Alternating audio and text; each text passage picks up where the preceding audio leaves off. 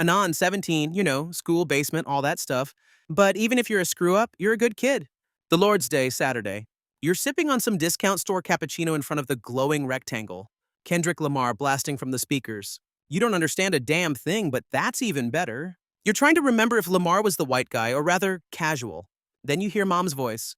Anon, vacuum the living room. She even hit the beat, the sneaky one. Los Mama, you got this. You stop yourself at the last second from adding bitch. You leave your command center. Grab the vacuum cleaner. Go to the living room. The little micro-world devourer begins its mission. But this thing is loud as hell. Though I'm no doctor, heh. Bitch, the white guy figured it out in 1410. And you were supposed to screw Polish serfs. One speck on the carpet, you don't want to bend down. You rub over it 15 times back and forth. Nothing. God damn it, gotta bend down. You pick at it with your fingernail. Okay, another brilliant move on your part. A win like hell. Suddenly a thought hits you. If this sucking contraption can't pull a speck off the carpet, how the hell is it supposed to suck out an eyeball? Hey, but you'd have to be the last moron to check that. Yeah, you do it. You even detach that funny tip so it's just the bare tube. You bring the miniature, round black hole closer to your eye socket. What could happen? An eye is stronger than a speck, right? Right? Fuck no, not really. The tube latches onto your eye. This would be an appropriate comparison to some porn actress, specializing in BJs, only none of them have a fucked up eye. ENP4 Cocoa. What the hell are you thinking about? You feel pain, but not just pain. The vacuum is sucking your eye out. You can't even cry, goddammit. Your eyeball lets go. Where the hell are you going, bitch? Behind the eye is that funny little cable that sends images to the brain. Well, that one is more like a speck from the carpet. It doesn't let go. You try to pull the tube off your eye, but such pain overwhelms you that your brain can't issue a command. Oh, right, the brain. That damned cable from your eye, which as a kid wanted to be a speck, is connected to the brain. You feel something pulling you. Fuck! Your brain is just passing through your eye socket, following your eyeball. The bastard is already in the tube. Mom enters the living room. She sees you with the vacuum cleaner on, pressed to your eye. Anon, you're a screw-up, says Mom. Good thing you died. Because that would have hurt you. Darkness curtain. You wake up, you died. You hear nothing. It seems like something is moving you. You think you see some shadows. This probably isn't what death looks like. After all, you've already died, so you know about it. Among the shadows, you see a ray of light. You follow it, a tunnel. You enter, everything hurts. But what is everything? Oh, I'd love to understand the meaning of existence now. But this is not the time. You reach the end of the tunnel. Light. You see some homeless guy with a screwdriver. What the hell is going on here? Suddenly, the whole tunnel trembles, begins to lift. You stand face to face with the homeless guy. You are a vacuum cleaner, a fucking orange Zelmer, a piece of junk for 170. From no electronic store. You try to put things together in your head. What could have happened after your death? Mom sees you dead, calls you a screw-up. Bitch, I heard that. It hurts. She calls emergency services. The paramedic pronounces you dead. No shit, Sherlock. Forget about what happens to the body. They probably didn't open the coffin before the funeral. Wonder if anyone cried. Ugh, I must have gotten so much attention. Maybe they even mentioned me in the news. But never mind. Mom looks at the vacuum cleaner, then at her wallet. Okay, I can afford it. I'll buy a new one. She throws your killer in the trash, then to the landfill. You have no idea how long it lay there. You were lying there. Probably. Apparently your brain, under the influence of who knows what, underwent symbiosis with the vacuum cleaner. You became one organism. An organism, however, needs energy to live. Basic vacuum cleaners, no matter how much illustrative metaphor you use, don't have a digestive system. They're powered by electricity. The homeless guy with the screwdriver probably stole you from the landfill, plugged you in, unintentionally became Dr. Frankenstein, and you, his life's work. Okay, maybe not. The guy's terrified he's about to unplug you. You have to do something. But what? You're a vacuum cleaner. You don't have muscles or mechanisms that would move you. What can you do? You are a vacuum cleaner. What do vacuum cleaners do? Oh fuck, Eureka! You try to find something in your brain that would allow you to turn on the suction. Damn, why did they teach you the structure of a paramecium in biology? If you don't know how to start a vacuum cleaner, which is now your body, with your brain? Fuck the curriculum. Okay, this might be it. You move the appropriate lobe of your brain. I mean, you move it. You know what I mean, right? A vague memory tells you that the same part of your brain worked when you were sucking off your old man as a kid. At least then you didn't have a cable sticking out of your ass. I mean, okay, anyway, it worked. The pump, or some part responsible for sucking air, works. It allows you to move the tube. The homeless guy, seeing this, apparently ran away because you don't see him anywhere. But okay, you're moving. The tube no longer sucks your eye. It's so swollen that it's constantly at the outlet. This is probably called evolution. For the next few hours, you practice moving the tube. Like it or not, this is your new body. You realize you're in some hideout. They have power here, so it's not bad. And you can almost freely move the tube. But there's still the rest of the machine, or body, and you're still dependent on electricity.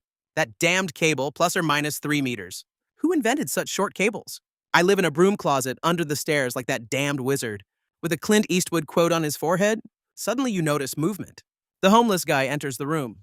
You realize your mistake. It's not a homeless guy, just some kid in a ganja mafia hoodie. The hoodie fooled you. He came with a buddy. You think, what the hell, you want to fight? Just because I'm a vacuum cleaner doesn't mean I can't kick your ass. You'd say that out loud, but first, as a human, you are a pussy. Second, you don't have a mouth. But the buddies probably won't fight. They approach slowly, like to a cat. Oh, for fuck's sake. The 12-year-old slowly, step by step, approaches the vacuum cleaner. They're probably trying to kitty kitty. Kitty kitty vacuum cleaner. Oh, for fuck's sake, LOL. You inwardly burst out laughing. Because outwardly, you can't. You let them approach, but you watch to make sure they don't get near the outlet. You're not going to let yourself be unplugged by a guy in a ganja mafia hoodie. You position yourself like a cobra listening to a charmer. You practice these positions for half an hour. They stand about 5 meters from you. They're saying something. Why didn't that damned Zelmer think about installing ears in vacuum cleaners? They don't think about anything. You just make a wavy motion. You hope the buddies get what you mean. The one in the ganja mafia hoodie wouldn't get it, even if you shoved your new eye socket up his ass. Well, that's not surprising. The other one seems to be smart. Looks a bit like Dexter, but the cartoon one. Only they came without a lab coat. He looks at you, says something. What would you say if you met a living vacuum cleaner? Probably, oh, holy shit, Schwarzenegger came too? No time for jokes. You assume the buddy is asking if you understand him. You think, what should I tell him? I can't hear him, but I see that he's a screw-up. I partially understand that. Fuck it, you change planes. Instead of waving sideways, you wave back and forth. You look at the floor. Dust. Jesus, Vacuum Anon, you're a genius. You bend down, the buddies back away.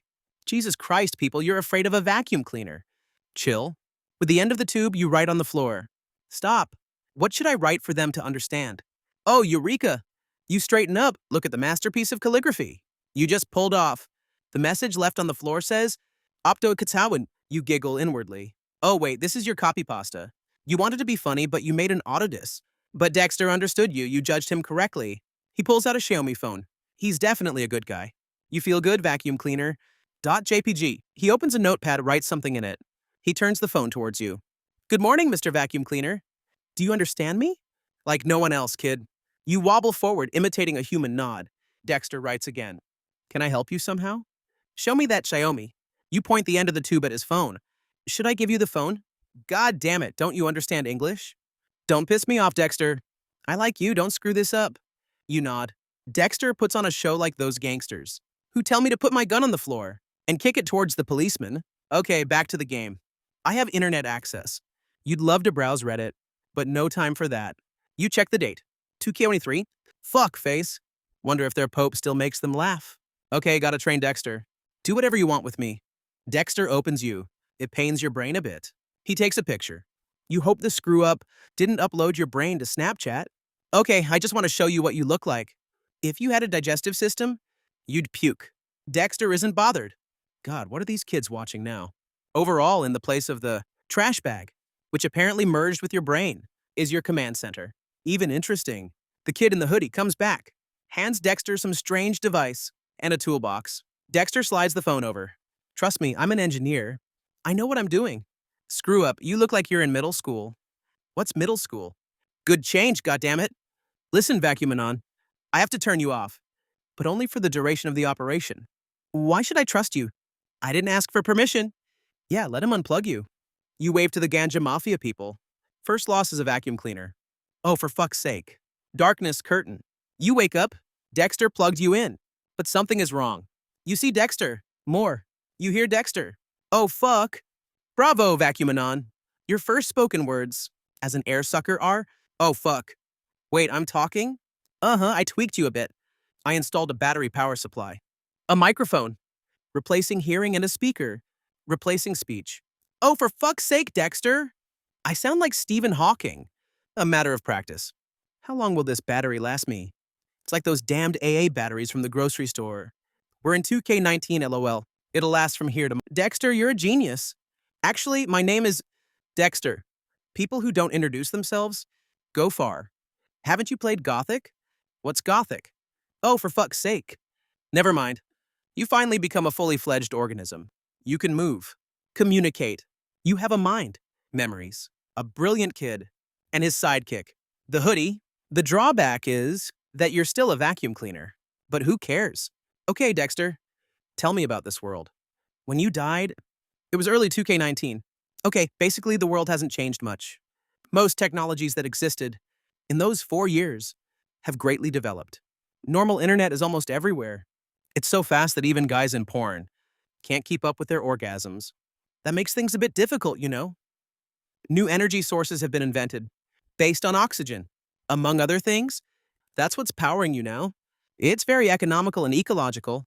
If in 2K19 you thought the world was heading for destruction, it's not. The world is doing better than ever. And it will get even better. The economic situation is improving. Trump died.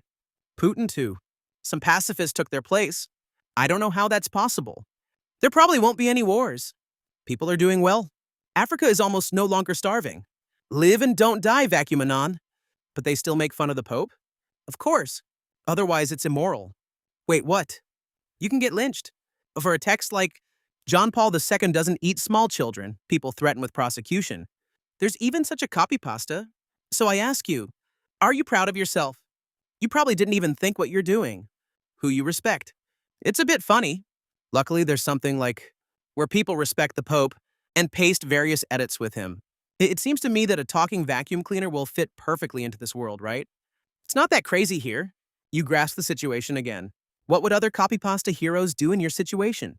It's Xiaomi time. You open Reddit. You'd like to wallow in despair. The tube is not equipped with tear glands. You make a mental note to talk about it with Dexter. Is 4chan still around?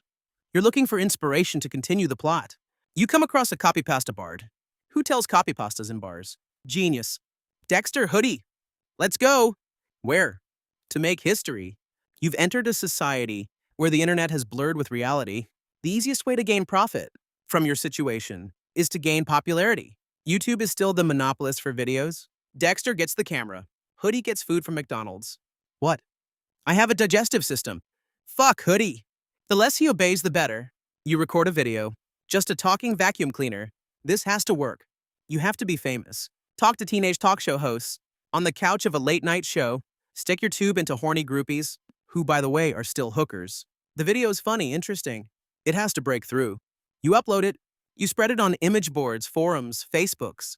You spend the night in the hideout, waiting for splendor and money. 37 views in a week. 0 upvotes, 4 downvotes. Oh, for fuck's sake. 2 comments. Come up with something original. Maybe you still respect the Pope? Sucky. The second one was written by Stuk. Oh, for fuck's sake. He's still got no life. Okay, you underestimated today's internet. Gotta try something else. America's Got Talent. Edition 34. Heidi Klum insisted on doing 15 editions a year. Well, okay, why not? The plan is that after the performance, you're supposed to become a celebrity like that Waldorf from Black Mirror. You do a show with Dexter. He pretends he created you. Well, he partly created you. And you try to charm the audience. You tell the best jokes you know. You tell the copypasta about the fishing fanatic. You tell a few jokes about the Pope. After all, it's allowed now. End of the show. You gave it your all. The jury evaluates. The first to speak is Simon Cowell. Yes, fuck it. The 21-year-old, already fat with a mole above his dick, says to Dexter, because I'm just artificial intelligence, allegedly. Gang, dude! End of statement. Looks like this screw-up can't say anything more. He probably liked it. Who knows? Second, Heidi Klum. She cries. You ask, trying to score points. Why are you crying, ma'am? Dexter? Vacuum Anon. That was... Really, I was moved, never before. Never have I seen such a shitty performance. Get out! Wait, what? But she was nicer. Okay, screw it. Next, Gordon Ramsay. Yes, he even got in here. He knows about talent, right? I agree with Simon. Fuck what? Okay, the last source of this moment. Shrouded in shadow, now the spotlight illuminates his face. His mug. His yellow mug. The audience bursts out laughing. In the chair sits Pope John Paul II himself. Oh, for fuck's sake, that's hilarious. People are cracking up. Seriously, does this fucking amuse you? In the front rows, people are mumbling. Fluffy said something about this. Hey, Pope, okay, I get it. They keep laughing. Dexter pokes you with his shoe because you're relatively short. He explains that Pope means you're ultra shitty, and we should probably get the hell out. Because when the Pope appears in the fourth chair, people throw cream puffs. Oh, for fuck's sake, let's run!